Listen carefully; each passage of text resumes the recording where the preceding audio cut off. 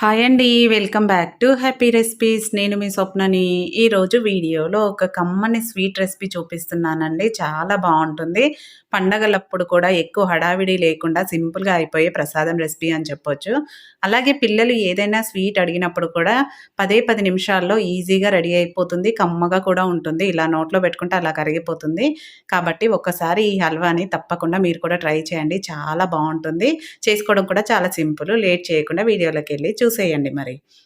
ముందుగా స్టవ్ పైన అడుగు మందంగా ఉన్న ప్యాన్ ఒకటి పెట్టుకోవాలి. అది వేడయ్యాక దాంట్లోకి 2 టేబుల్ స్పూన్ల నెయ్యి వేసుకోవాలి. మరి నెయ్యి కూడా ఎక్కువ పట్టదండి. మనం కావాలి అనుకుంటే వేసుకోవచ్చు. లేదంటే తక్కువ నెయ్యితో కూడా కమ్మగా ఉంటుంది స్వీటు. దీంట్లోకి డ్రై ఫ్రూట్స్ నేను బాదం, కాజు వేసుకున్నాను. మీరు కావాలంటే కిస్మిస్ కూడా వేసుకోవచ్చు. ఇవే వేసుకోవాలని కాదండి. డ్రై ఫ్రూట్స్ ఈ స్వీట్‌లోకి ఎంత ఎక్కువ వేసుకుంటే టేస్ట్ కూడా అంత బావుంటుంది. ఇవి కొంచెం కలర్ వచ్చే వరకు ఫ్రై చేసుకొని వీటిని ఒక గిన్నెలోకి తీసుకొని పక్కన పెట్టేసుకోవాలి. అదే నెయ్యిలోకి మెయిన్ ఇంగ్రీడియెంట్ వచ్చేసి 1 కప్పు అటుకులండి.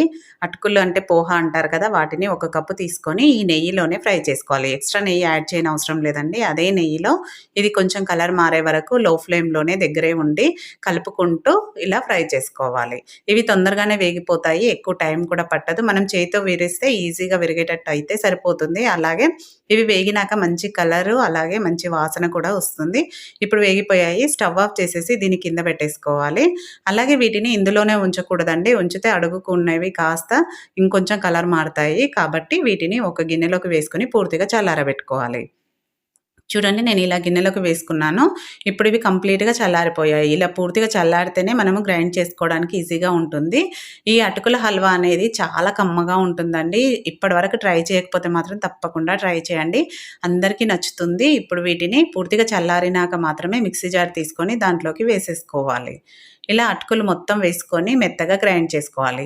మరి మెత్తగా పిండిలాగా ఏం అవ్వదు. కానీ మనకు రవ్వలాగా అవుతుందనమాట. అలా అయ్యే వరకు మధ్య మధ్యలో ఆపుతూ ఇలా గ్రైండ్ చేసుకోవాలి. చూడండి రవ్వలాగా ఉండాలి.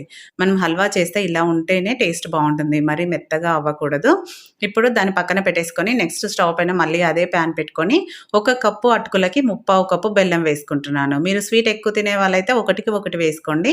ఇక్కడ 3/4 కప్పు అనేది కరెక్ట్‌గా సరిపోతుంది. అరకప్పు నీళ్లు పోసుకొని బెల్లంని ఎలాంటి పాకం అవసరం లేదండి. జస్ట్ బెల్లం కరిగిపోతే సరిపోతుంది.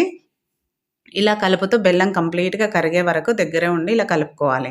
చూడండి బెల్లం కంప్లీట్‌గా కరిగిపోయింది కదా! ఇప్పుడు మనం గ్రైండ్ చేసి పెట్టుకున్న అటుకుల మిశ్రమం ఉంది కదా! అది వేసేసుకోవాలి.